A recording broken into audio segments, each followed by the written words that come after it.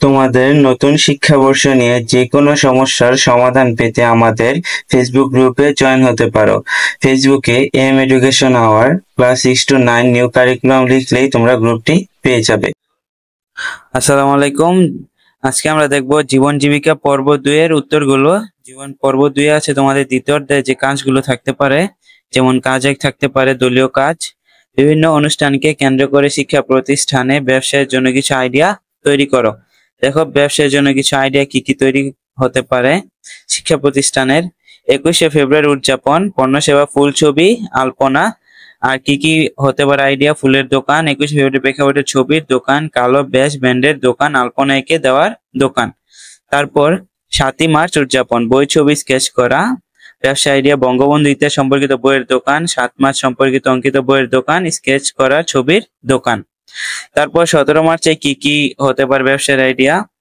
দেখো ছবি, বই, খেলনা, স্কেচ করা ছবি।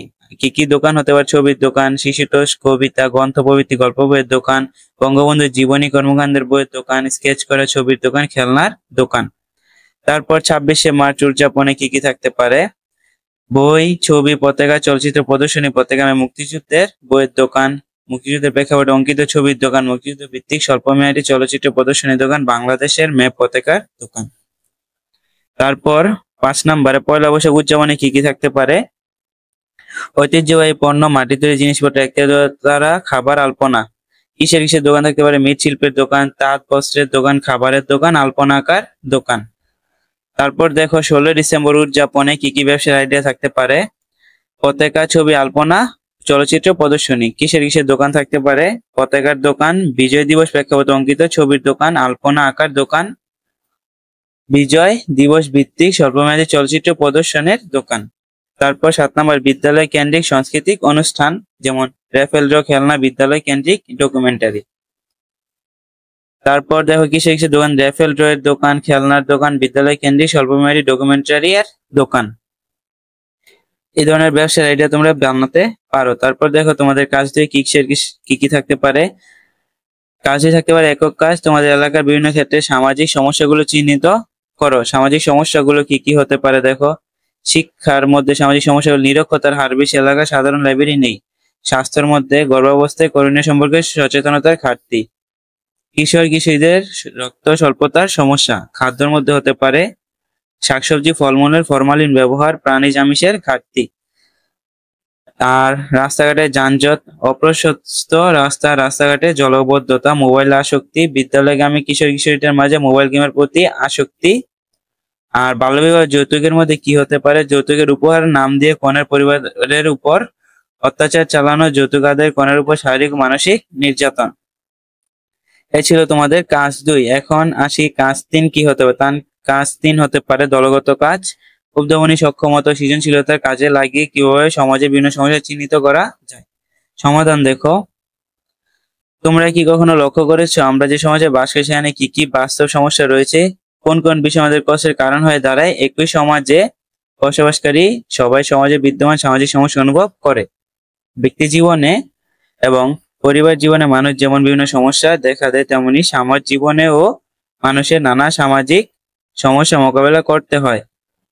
হয়তো একই সমস্যার প্রভাব কয়েকজনের কাছে এক এক রকম, কিন্তু সমাজে কোনো একটা সমস্যা থাকলে বা তৈরি হলে তার নেতিবাচক প্রভাব সমাজে বেশিরভাগ সদস্য কোনো না কোনো ভাবে ক্ষতিগ্রস্ত হতে পারে। তোমরা কি আমাদের এলাকার সামাজিক সমস্যাগুলো চিহ্নিত করতে চাও? তার সমাজে একটি উদ্ভাবনী আইডিয়া বাস্তবায়ন করে সবাইকে তাক লাগিয়ে দিতে? তাহলে এখনই চলো কয়েকটি সামাজিক সমস্যা চিহ্নিত করি, ঠিক আছে? তারপর হচ্ছে তোমাদের কাজ 4। কাজ 4 হতে পারে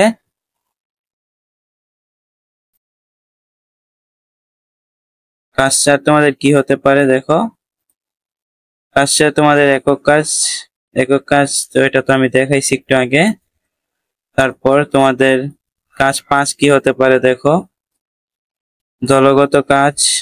দলগত কাজ কি? দলগত কাজ একটি ব্যবসার আইডিয়া তৈরি করে তা নিয়ে সেমিনার আয়োজন করা। যেমন একটা ব্যবসার আইডিয়া তৈরি করে তার জন্য একটা সেমিনারের আয়োজন করা। দেখো যেসব চাহিদা পূরণ করবে। বর্তমানে বাংলাদেশের পাটজাত পর্যায়ে সেলুলোজ থেকে পরিবেশ বান্ধব সোলারি ব্যাগ তৈরি করা হয়। পাট তুলার মিশ্রণে বিশেষ সুতা, পাট কাটিংস ও জুট জিউটেনাইট ব্যবহার করা হচ্ছে। এছাড়াও পাট খড়ি হতে উৎপাদিত ছাপখানার বিশেষ কালি, পাট পাতা থেকে উৎপাদিত ভেষজ পানীয় দেশি ব্যবসায়ীদের দৃষ্টি আকর্ষণ করতে সক্ষম। পাট দিয়ে তৈরি শাড়ি, লুঙ্গি, সালোয়ার কামিজ, পাঞ্জাবি, ফতুয়া, বাহারি ব্যাগ, শোপিস, আলপনা, নকশিকাঁথা, জুতা, স্যান্ডেল, শিকা, দড়ি, সুতলি, দরজা জানালার পর্দার কাপড়, গয়না, বক্স সহ নানা রকমের আকর্ষণীয় পণ্য বাজারজাত করা হচ্ছে। বাংলাদেশের পাট এখন পশ্চিমা বিশ্বের গাড়ি, ইনসুলিন শিল্পে, geo textile, health care, foot over, উড়োজাহাজ ইত্যাদি তৈরিতে, ইলেকট্রনিক স্পোর্টস ব্যবহৃত হচ্ছে।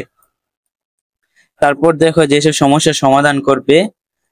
বিশ্বব্যাপী পরিবেশ নিয়ে উদ্বেগ বাড়ার ফলে শিল্প রাসায়নিক সামরিক পরিবর্তন, অর্গানিক বা পচনশীল মানবযোগ্য দ্রব্য সামগ্রীর চাহিদা বাড়ছে। বিশ্বের বিভিন্ন দেশ সিনথেটিক ব্যাখ্যা সহ পরিবেশ বান্ধব অন্যান্য নানা মুখ ফিরিয়ে নিচে ঝুঁকে পড়ছে প্রাকৃতিক বস্তু।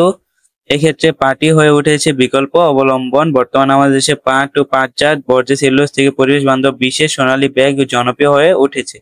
বিশ্বের বর্তমানে প্রতি প্রায় 500 বিলিয়ন পাটের ব্যাগ ও 32 মিলিয়ন ফুডগ্রেড পাটের ব্যাগ চাহিদা রয়েছে। এর 10% বাজার দখল করতে পারলে বা আয়ের সংখ্যা সম্ভব 50,000 কোটি টাকা। ঠিক আছে, এই ছিল তোমাদের কাজ 5। আজকে এ পর্যন্তই ছিল। আশা করি তোমরা তোমাদের দ্বিতীয় অধ্যায়ের কাজগুলো বুঝতে পারছো। যাই হোক, এই পর্যন্ত। আল্লাহ হাফেজ।